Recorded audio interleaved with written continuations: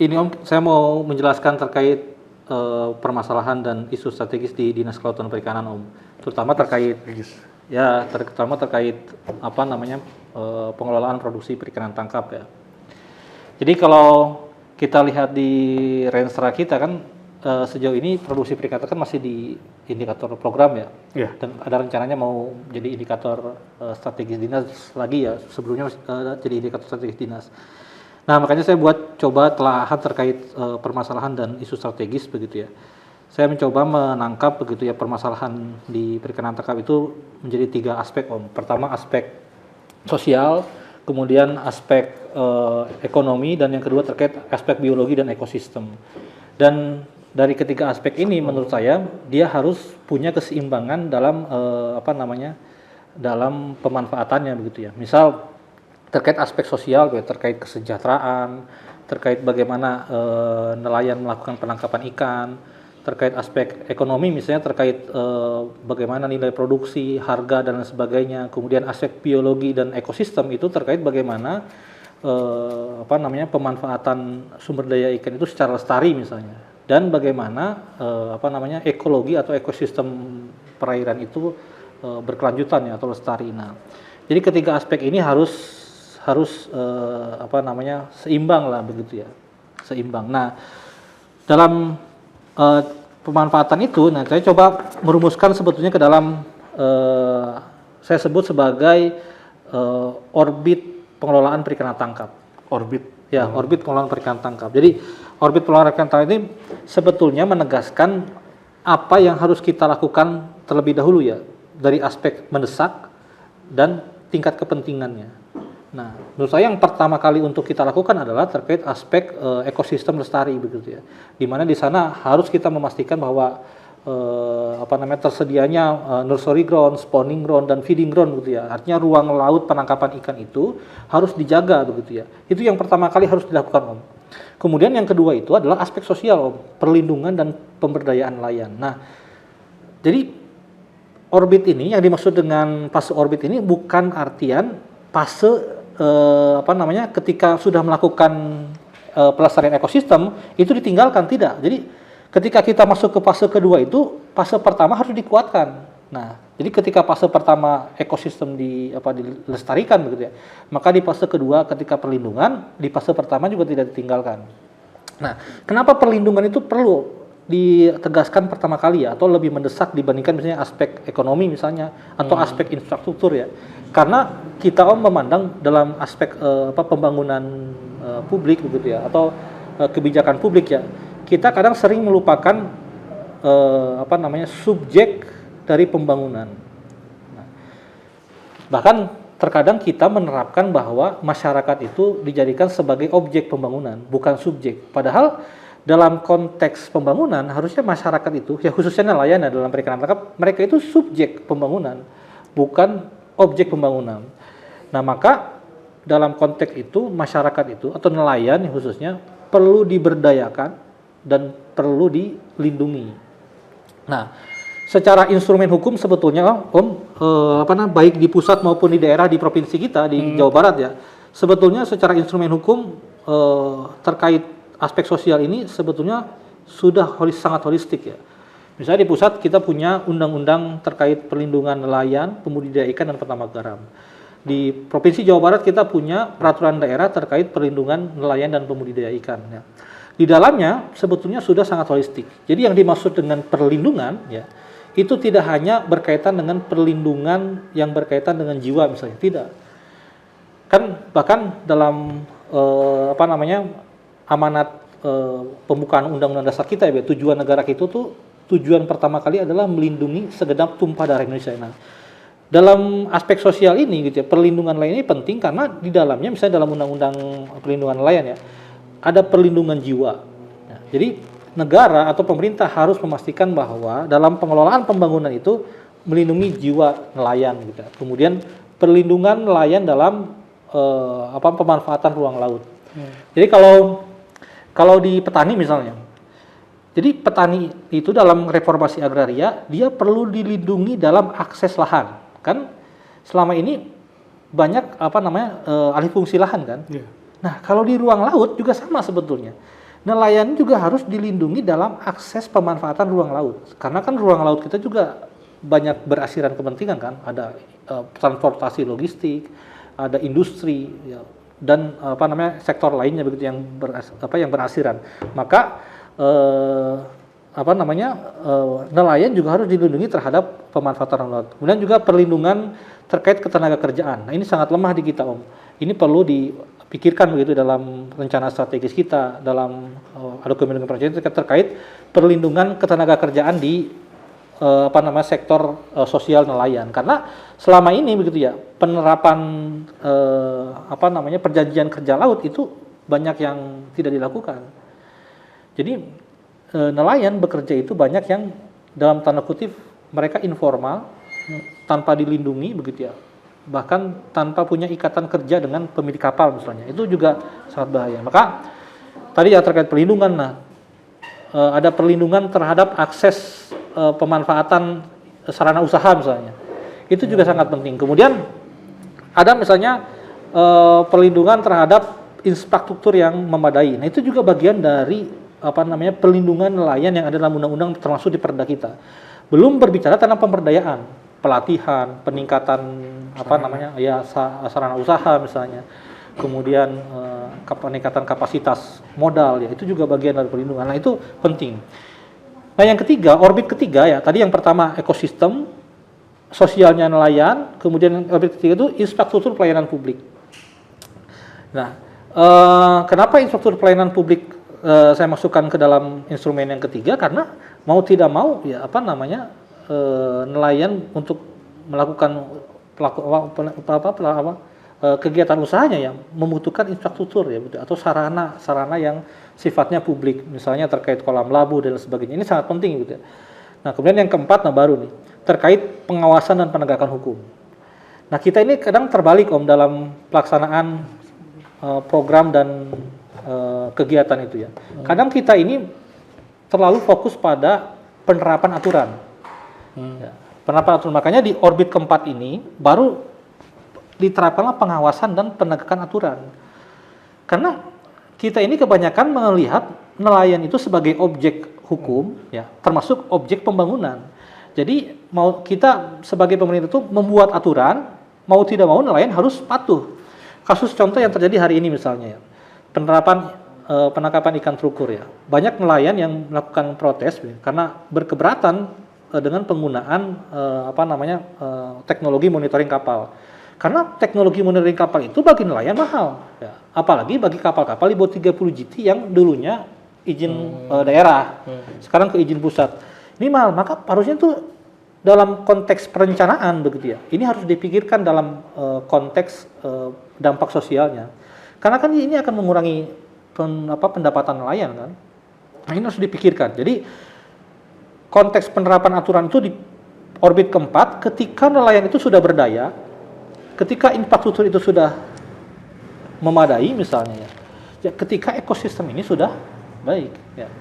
Nah, kemudian yang kelima, baru terkait yang perlu direncanakan dalam orbit yang kelima adalah terkait pengorbitan ekosistem usaha perikanan tangkap. Nah, di sini misalnya ada kelembagaan, ada koperasi, kemudian ada ada bantuan modal mungkin ya, bantuan modal dan sebagainya. Ini aspek ekonomi, aspek ekonomi. Karena mau tidak mau memang perikanan tangkap yang berkelanjutan ke depannya memang ya harus menghasilkan aspek ekonomi. Nah, cuman tadi ya orbitnya harus ekosistemnya dulu. Jadi kalau misalnya kita mau menyampaikan ekonominya bagus tapi ekosistemnya jelek, mau lambat laun juga pasti turun. Penangkapan ikan akan turun. Ya, penangkapan ikan akan turun. Yang kita mau kan adalah penangkapan ikan yang berkelanjutan, yang memiliki keuntungan ekonomi bagi generasi sekarang dan generasi masa depan gitu ya, termasuk meningkatkan kesejahteraan nelayan gitu, sosialnya. Karena dalam sektor pembangunan banyak yang kadang dari tiga aspek ini ada yang tidak seimbang gitu, ada yang tidak seimbang. Misalnya dalam sektor pertanian misalnya, industrialisasi misalnya. Ketika terjadi industrialisasi begitu ya, banyak yang dirugikan itu atau disisihkan ya, bukan dirugikan, atau disisihkan itu petani-petani kecil begitu ya. Nah, begitu juga dalam sektor perikanan tangkap ya. Jadi kita harus memperhatikan entitas yang paling rentan. entitas yang penetrasi ya nelayan kecil begitu. Nah ini harus kita perhatikan.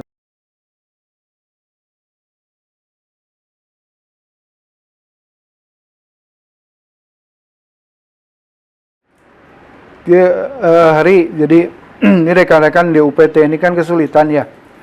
Sulitannya karena ketika kita mau bangun pelabuhan, banyak sekali hal-hal yang harus diselesaikan dahulu sebelum fisik dilakukan. Nah tentunya ini berhubungan dengan pengusulan-pengusulan, ya supaya teman-teman ini paham bahwa pengusulannya tidak bisa sekarang diusulkan, kemudian tahun depan berharap kemudian fisiknya selesai kan. Jadi banyak hal yang stagingnya itu jangan sampai kita lolos dari tahapan perencanaan. Nah kira-kira karena kan ini tahapannya banyak dari mulai feasibility study, design ya, master plan, DED, kemudian yang paling sulit kan salah satunya adalah terkait dengan izin lingkungan hidup nih dalam bentuk bisa AMDAL atau yang lebih rendah dari itu. Baru setelah itu kita bisa melakukan pembangunan. Nah ini kan prosesnya itu panjang ya. Nah jangan sampai rekan-rekan sudah sudah ngusulin ke depannya tiba-tiba tidak terakomodir lagi untuk kegiatan selanjutnya, akhirnya putus dan seterusnya. Nah kira-kira gimana nih buat teman-teman di Paljaya nih pelabuhan kita yang di mana Santolo, bagaimana supaya mereka memahami proses perencanaan ini memang harus disiapkan dari kalau pelabuhan pasti N-3. Tidak bisa N-1, jadi ya harus itu, sehingga ya mudah-mudahan nanti Hari bisa jelasin nih kira-kira apa yang harus diperhatikan lah detailingnya, jangan sampai kemudian miss atau loss di tahun kedua atau ketiga. Ya, makasih Pak Kadis ya.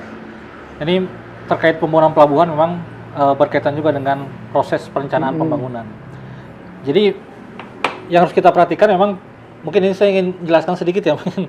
Pertama memang kita harus tahu memang dalam proses perencanaan di pemerintahan gitu ada 3 proses.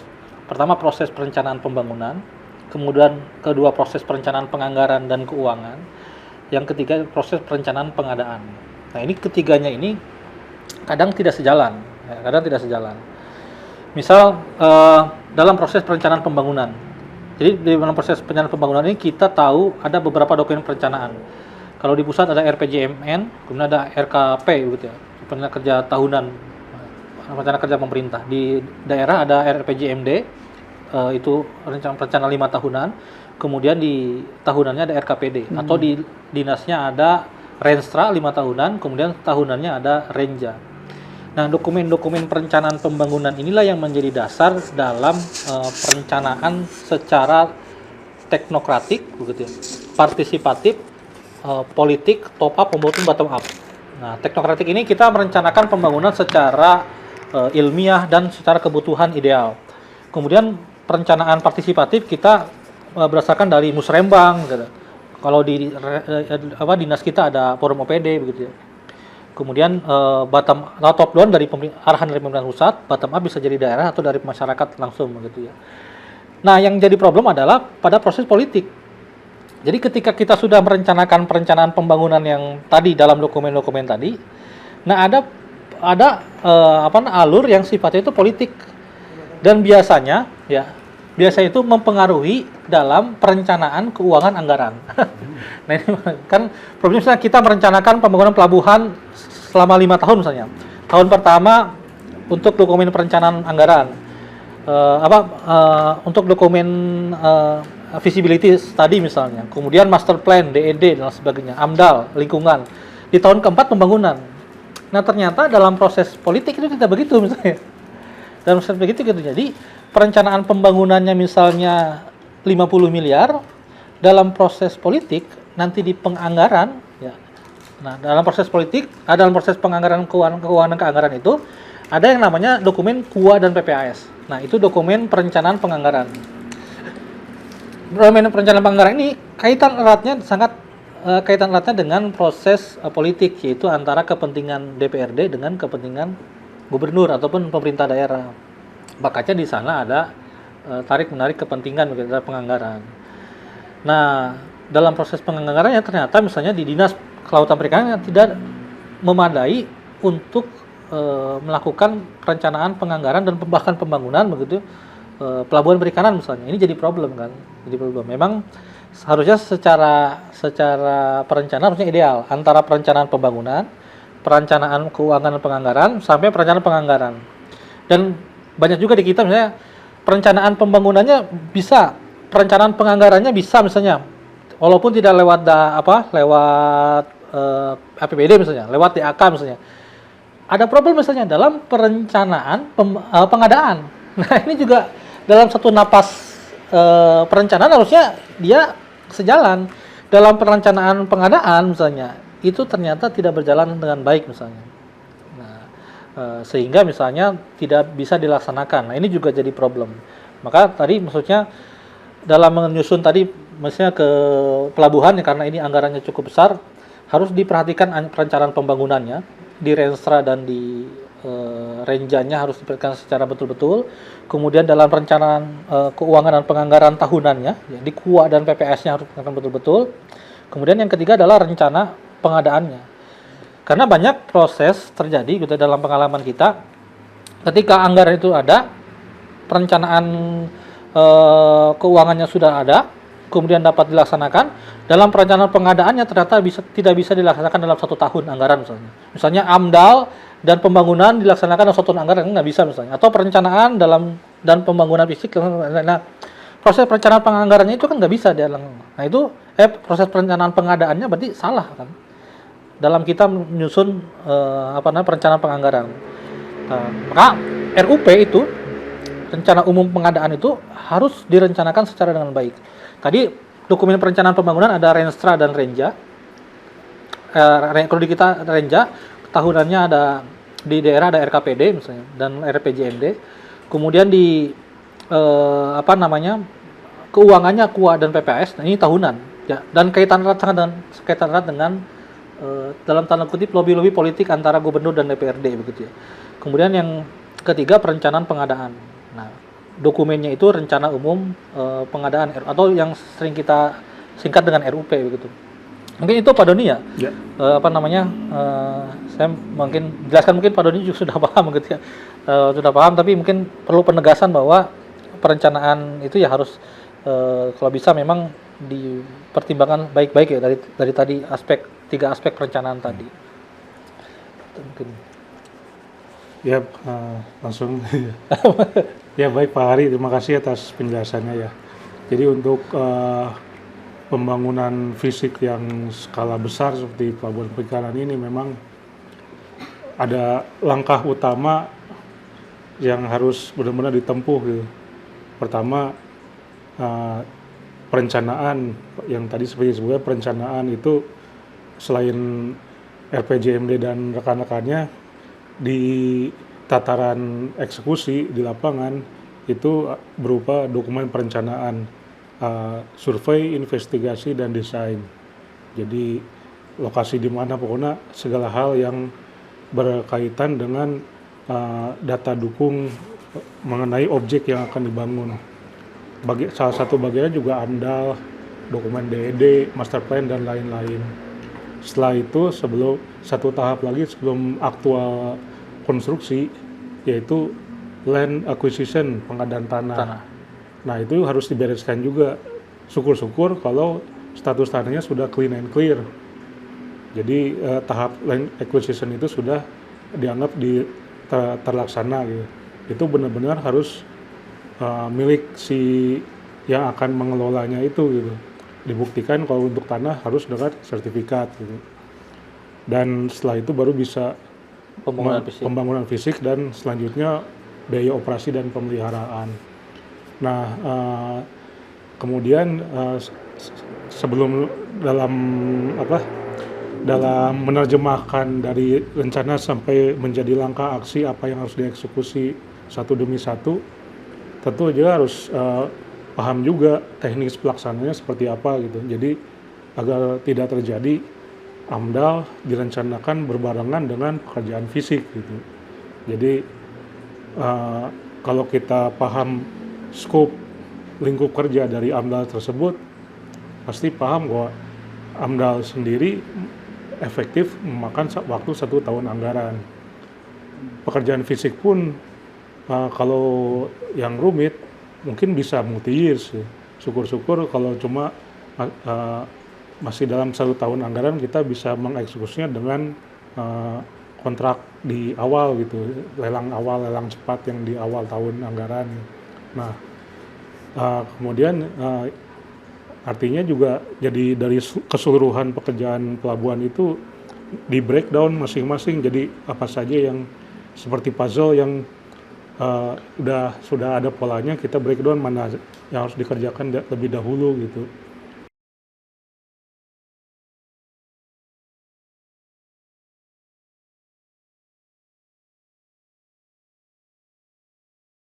Ya Om, ini kita mau ngobrol lagi Om terkait data dan indikator kinerja Om. Jadi memang saya coba mengolah data-data indikator kinerja yang ada di Dinas Kelautan dan Perikanan begitu ya. Nanti coba kita kaitkan dengan isu strategis dinas dan juga apa sih intervensi dari isu strategis dan permasalahan yang muncul. Nah, salah satunya gini Om, jadi kita punya anomali data nih, produksi perikanan tangkap khususnya. Jadi kalau kita lihat dari produksi perikanan tangkap di Jawa Barat ya, mayoritas sebetulnya 80% itu berkontribusi dari wilayah utara. 80% Ya, wilayah utara. Atau dari 6 kabupaten kota. Dibandingkan produksi capaian di 5 kabupaten kota wilayah selatan. Nah, ini mungkin jadi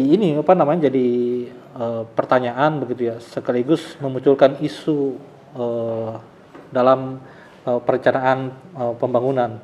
Jadi apakah pertanyaannya pertama, perbedaan produksi ini apakah mengindikasikan bahwa tingkat ketersediaan ikan di wilayah selatan, Samudra Hindia atau WPP NRI 573 ini lebih sedikit dibandingkan wilayah utara, atau justru ada ketimpangan pembangunan di sana, baik itu infrastruktur pelayanan publik maupun pembangunan atau infrastruktur usaha perikanan tangkapnya, seperti kapal perikanan, alat tangkap, pelabuhan, kelembagaan dan sebagainya. Nah, saya sih mengidentifikasinya memang lebih ke lebih ke isu yang kedua, ada ketimpangan pembangunan ya, baik pembangunan infrastruktur pelayanan publik maupun pembangunan sektor usaha perikanan tangkap. Nah, bisa jadi ini menjadi intervensi kita dalam melaksanakan perencanaan pembangunan. Ini juga sejalan dengan Perpres Jabar Selatan ya, percepatan pembangunan Jabar Selatan dan Rebana begitu ya. Bagaimana kita melihat ketimpangan infrastruktur pembangunan itu di wilayah selatan yang lebih kurang dibandingkan wilayah utara. Nah, kita juga ini melihat Om, sebetulnya terjadi ketimpangan juga dalam kalau kita melihat dari proporsi kabupaten kota. Ya. Karena ternyata produksi perikanan tangkap juga hampir 60-70% itu disumbangkan dari satu kabupaten kota. Ya, ini juga jadi anomali di Jawa Barat. Jadi itu Kabupaten Indramayu. Jadi memang Indramayu ini punya tingkat produksi yang secara persentase sangat tinggi dibandingkan kabupaten lain begitu ya. Ini juga jadi anomali, jangan-jangan memang produksi perikanan tangkap kita itu ya bertumpunya hanya ke Indramayu begitu. Nah, padahal kalau kita melihat proporsi anggaran, sebetulnya proporsi anggaran kita provinsi ke kabupaten atau perikanan tangkap yang di wilayah Indramayu itu tidak begitu besar ya. Nah, ini jadi isu yang lain. Saya kira isu yang kedua ini dipengaruhi oleh faktor sosial.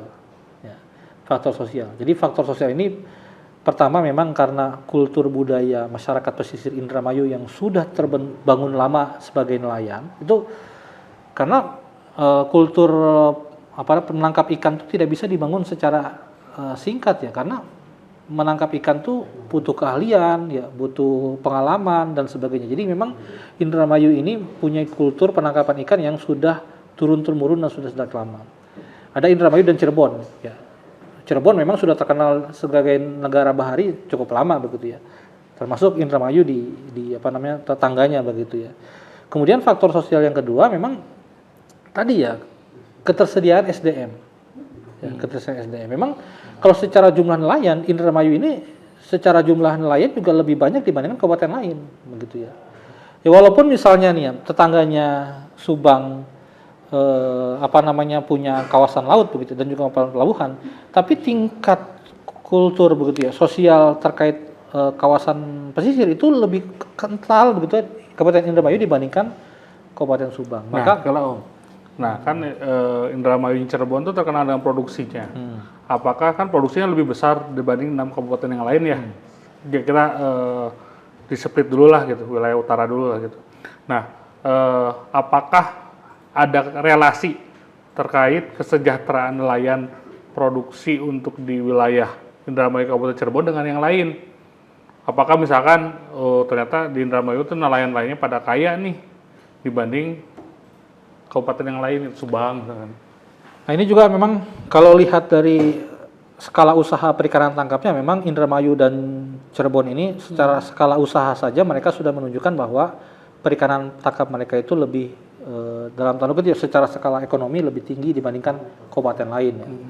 Karena jumlah kapal ukuran yang di atas 30 GT mendominasi di Jawa Barat itu didominasi oleh 2 kabupaten itu, Indramayu dan Cirebon. Ya. Subang ada tapi tidak begitu banyak begitu ya. Nah ini juga mempengaruhi ya. Jadi dari segala usaha mempengaruhi terhadap tingkat kesejahteraan memang. Semakin kecil mayoritas kecil ukuran kapal nelayan yang semakin kecil ya, berpengaruh terhadap tingkat kesejahteraan ya. Tingkat kesejahteraan. Jadi kalau kita lihat misalnya kontribusi PDRB 2 kabupaten itu ya terkait perikanan begitu, subsektor perikanan memang cukup besar begitu ya. Apalagi Indramayu cukup besar begitu ya dibandingkan kabupaten lain. Nah, yang jadi problem juga begitu ya di kabupaten lain juga memang kalau kita lihat secara sosial tidak begitu kental begitu ya nuansa maritimnya atau nuansa pesisirnya dibandingkan Indramayu dan Cirebon. Jadi memang intervensi yang perlu kita lakukan salah satunya diantaranya misalnya adalah pemberdayaan nelayan ya, dalam bentuk misalnya pelatihan, kemudian regenerasi nelayan dengan menghadirkan misalnya pendidikan bagi anak nelayan ataupun generasi muda di wilayah pesisir. Nah itu bisa jadi salah satu intervensi ya supaya menumbuhkan kultur sosial kemaritiman di wilayah pesisir lain selain Indramayu dan Cirebon ya. Karena kita tahu memang misalnya Bekasi begitu ya. Walaupun Bekasi punya laut begitu ya, tapi kultur yang muncul di wilayah Bekasi itu wilayah agraris dibandingkan kultur maritimnya begitu ya. Jadi memang lingkup perikanan tangkap di wilayah Bekasi ya kecil begitu ya. Jadi menurut saya selain faktor infrastruktur juga ada faktor sosial tadi ya. Karena Indramayu walaupun infrastrukturnya tidak begitu memadai misalnya, tapi mereka secara kultur, secara sosial mereka memang sudah secara turun temurun gitu ya, sudah menganut begitu ya budaya maritim begitu. Termasuk di Cirebon. Nah, ini juga jadi problem. Nah, ini mungkin salah satu intervensi yang bisa kita lakukan ya. Tadi ya, kalau misalnya berbalik lagi terkait masalah orbit pembangunan perikanan tangkap yang dijelaskan di awal ya. Yang perlu kita lakukan diantaranya memang pada aspek sosial tadi. Kita menumbuhkan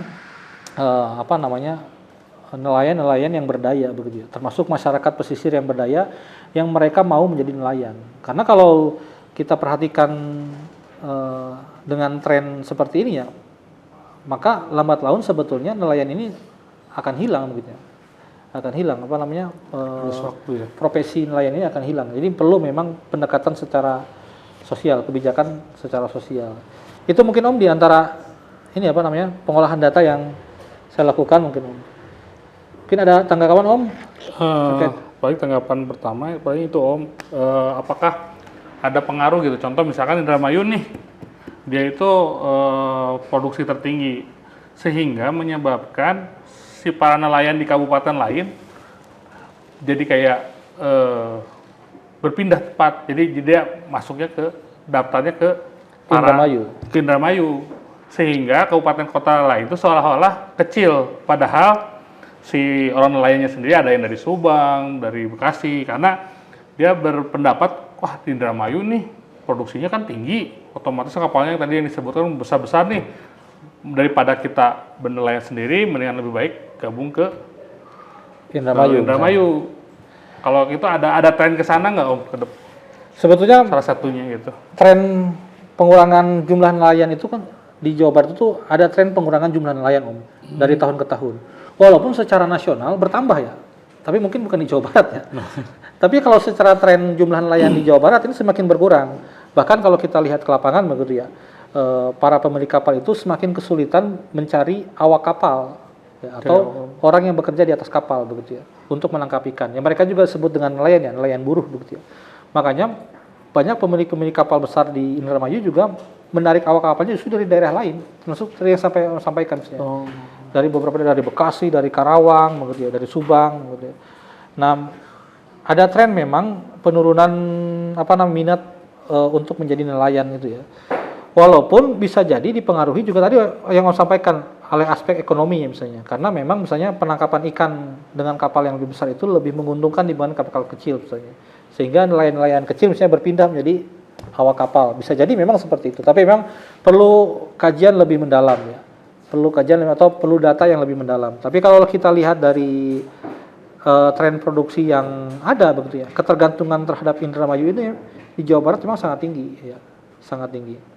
Jadi perlu memang pemerataan begitu ya, pemerataan karena kan prinsip perikanan tangkap terukur yang dicanangkan KKP saat ini kan adalah pemerataan sebetulnya. Nah, karena kalau kita lihat nelayan Indramayu ya kapal-kapal kecilnya saja misalnya mereka bisa mendominasi penangkapan ikan di seluruh wilayah Jawa Barat. Ya, misalnya penangkapan bandeng, mereka penangkapan kembung. Mereka itu bisa mendominasi penangkapan di wilayah seluruh Jawa Barat, nelayan Indramayu tuh. Jadi kalau kita berbicara pemerataan, harusnya kan yang merasakan misalnya ikan kembung di Bekasi, yang paling dominan itu harusnya nelayan Bekasi begitu. Nah, jadi memang ke depan dengan konsep perikanan tangkap terukur harusnya memang terjadi pemerataan sih. Nah ini tadi pendekatan yang saya bangun misalnya melalui orbit pengelolaan perikanan tangkap, harusnya memang kita juga memperhatikan aspek sosial. Ya, aspek sosial tadi harus men-scale up usaha perikanan tangkap yang ada di kabupaten-kabupaten lain, termasuk di selatan misalnya yang masih di Indonesia kapal-kapal kecil. Ya. Itu mungkin Om. Siap. Ya, makasih banyak Om ini diskusinya. Ya.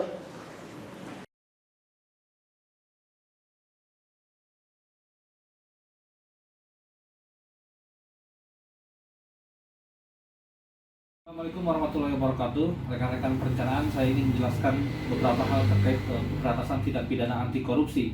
Ya, dalam Undang-Undang Nomor 20 Tahun 2021 tentang pemberantasan tindak pidana anti korupsi dijelaskan beberapa hal jenis tindak pidana anti korupsi. Yang pertama adalah yang menyebabkan kerugian negara. Kemudian yang kedua terkait pemerasan. Kemudian yang ketiga terkait suap menyuap. Kemudian yang keempat terkait perbuatan curang, yang kelima gratifikasi, dan yang keenam tindak pidana korupsi yang lainnya. Nah, yang perlu kita perhatikan di antara kerja-kerja perencanaan yang biasanya berkaitan dengan tindak pidana anti korupsi di antaranya adalah gratifikasi. Misalnya karena ada faktor kepentingan perencanaan penganggaran, ya, banyak unit kerja yang memberikan dalam tanda kutip ya, gratifikasi ataupun suap ya ataupun bentuk pemberian yang tujuannya untuk mempengaruhi pembagian anggaran di unit kerja, dan ini sebetulnya bentuk gratifikasi walaupun terkadang dimanipulasi begitu atau terkadang kita disamarkan dengan budaya terima kasih, budaya ketimuran yang menganggap bahwa itu sebagai hadiah dan sebagainya, padahal itu adalah bentuk gratifikasi karena patokannya adalah jika seandainya kita bukan perencana dan kita tidak punya kewenangan untuk membagikan anggaran kepada unit kerja, mungkin kita tidak akan diberi imbalan ataupun hadiah ucapan terima kasih tersebut, sehingga itu masuk ke dalam bentuk gratifikasi yang walaupun misalnya nominalnya kecil, tapi itu perlu kita hindari dan perlu kita budayakan pencegahan tindak pidana anti korupsi di dalam unit kerja dalam pekerjaan perencanaan. Itu saja mungkin dari saya. Assalamualaikum warahmatullahi wabarakatuh.